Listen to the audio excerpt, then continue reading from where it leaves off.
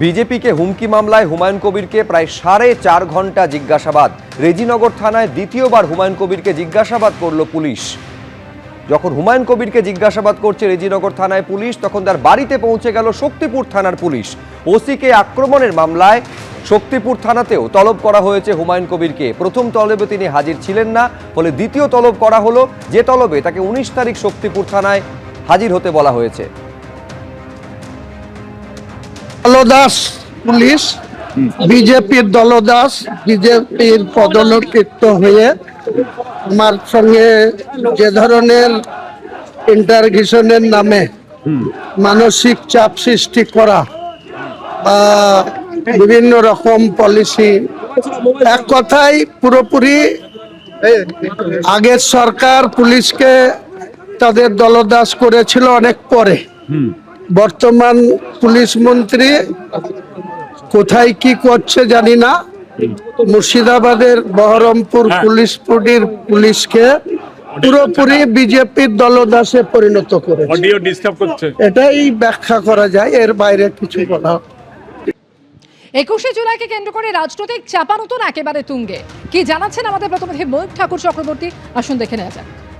21শে জুলাইয়ের শহীদ তর্পণ নিয়ে এখনো পর্যন্ত লালবাজারের তরফ থেকে যেটা বলা হচ্ছে, কংগ্রেসের তরফ থেকে আবেদন জানানো হয়েছিল শহীদ তর্পণের জন্য। আমরা যেখানে দাঁড়িয়ে রয়েছি ঠিক ডান দিকে শহীদ মিনার, এই শহীদ মিনারের জায়গা কংগ্রেসের জন্য 21শে জুলাইয়ের যে কর্মসূচি তার জন্য লালবাজারের তরফ থেকে অনুমতি দেওয়া হয়েছে।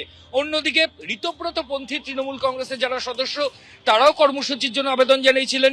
মেয়র রোডে গান্ধী মূর্তির পাদদেশে ঋতব্রতপন্থী তৃণমূল কংগ্রেসকে শহীদ তর্পণের জন্য অনুমতি দিয়েছে লালবাজার।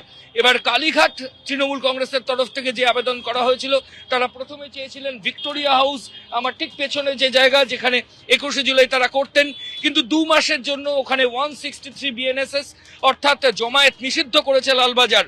এই গোটা ঘটনাকে চ্যালেঞ্জ করে মহামান্য কলকাতা হাইকোর্টের দ্বারস্থ হয়েছে কালীঘাট তৃণমূল কংগ্রেস। এবং কালীঘাট তৃণমূল কংগ্রেসের তরফ থেকে আরেকটা জায়গা, আমরা যেখানে দাঁড়িয়ে রয়েছি ঠিক ডান দিকে অর্থাৎ ডোরিনা ক্রসিং, এখানেও আবেদন জানানো হয়েছে।